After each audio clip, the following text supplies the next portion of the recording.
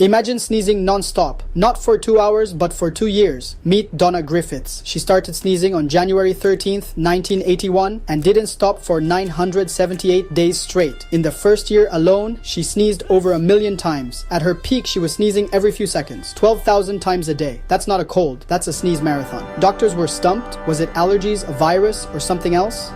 Some even wondered if it was dust from a cursed tomb, but no one knew for sure. Eventually, her sneezing faded away just like it started, out of nowhere. So the next time someone complains about seasonal allergies, just remember, Donna literally sneezed through the entire 80s. Like hypothetical battles, top 10s, and brain-bending questions? Hit subscribe and stay curious.